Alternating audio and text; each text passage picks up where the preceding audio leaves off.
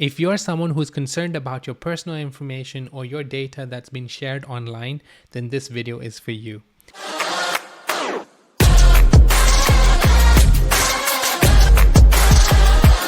With technology growing so fast and us using so many applications and the integration of AI into certain applications that we use, as well as us using ChatGPT, Google search, emails, giving access to all this information and giving access to all our social media accounts, what's happening is all these applications are collecting all our personal information and our personal data, and it's then being processed to a marketing firm, or it's been given off to some third parties. So basically what's happening is your data is collected by the service provider that you're using. This service provider could be for ordering food, for example, or Uber, for example. So whatever that you do, whatever application you use for a particular service that you're getting or a product that you're buying, let's say, for example, Amazon. So Amazon collects data of things you buy and how frequent you buy it, and probably where the location that you're in and the products that you use, your age group, your where you come from, and there is so much information out there about you without you knowing. So you're giving out all this data to these applications and to these softwares and to these service providers, whereas we no longer control the data that we have, and we've literally just shared it to the world, and now we're trying to retract. So what I've done in terms of really nailing down for the future generation, I want to make sure that I'm creating an impact and a change in how they use their data. And that's why I felt that in the education space, whether it be schools, whether it be the edtech market, whether it be online tutoring that you take, whatever it is that you take as services, they also collect your data. So I went ahead to focus myself on making sure that I have a privacy focused tutor marketplace where I don't need to give in any personal information for me to sign up for online classes. And this is one-to-one interactive learning through an online method, and that's why Eduspace was formed. So Eduspace is basically a privacy focused tutor marketplace, which is going to give you a plethora of teachers, and you're able to choose which teacher you want based on your personal needs and your personal requirements. And purely what we're trying to do here is student and teacher do not need to share their information for them to engage for online classes. So as parents, you, or even as students, if you're watching this, you probably want to take control of your data, and you want to make sure that you're using services that don't require you to take in all your information for you to actually be able to use their services.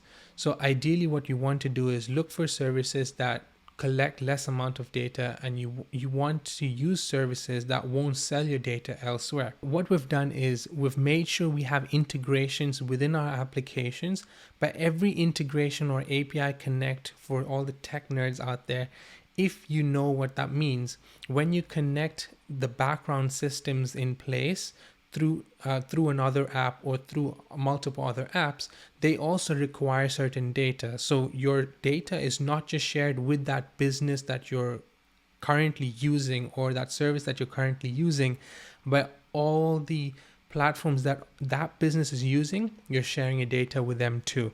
So ideally what we've done is all the businesses or platforms that we're running on doesn't require you to have all the student information, because it doesn't make sense. As children, if you're coming on our platform, or as students, you're coming on our platform to study and take one-on-one learning, you don't really require to share all your information about yourself.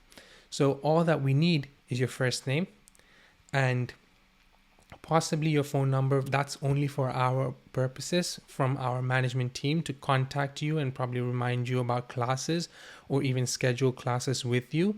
But apart from that, we don't need any more data from you. We need your email ID to probably assign the classes and make it work out on your calendar, or so that you're able to add it to your calendar.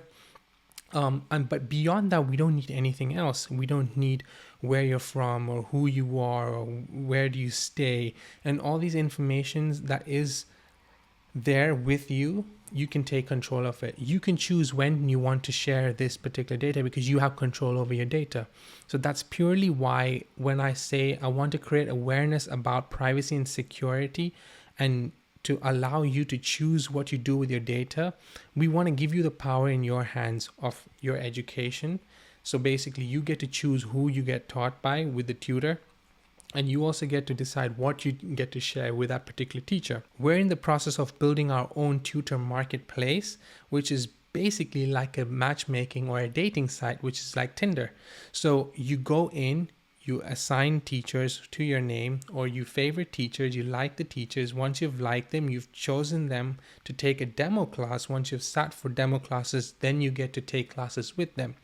But the information that you provide to do the payments and so on, it stops there.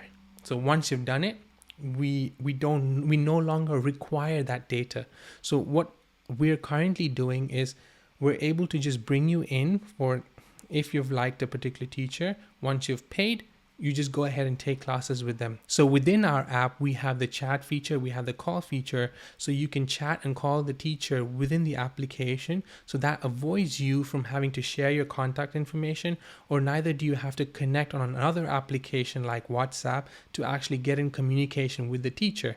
So because it's an all-in-one platform, we're able to control that data and we're able to keep the data where it's required. So when we need to use the data for payments, we use it only for payments, and that's it. When we want to use your data to assign classes, we use it only for the assigning of classes, and that's it.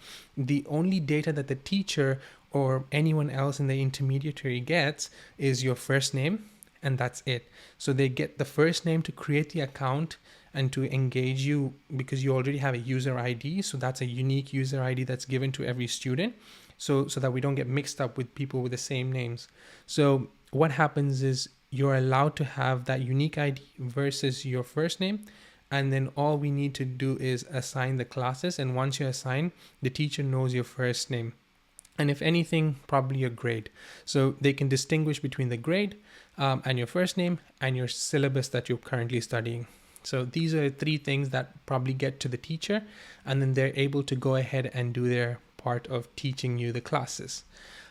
So as parents, if you're listening, this is how we want to manage data, and we want to bring it out to you that as a student or as a parent, because you're concerned about your future and how you want to control data, we are very particular and we're very meticulous in what data we share with the third parties. We don't go ahead and hand over your data to anyone else. So I want to make you guys aware of, when you're using technologies, please make sure you know what data you're sharing out, because you never really know what data is being collected unless you actually go into the settings and check.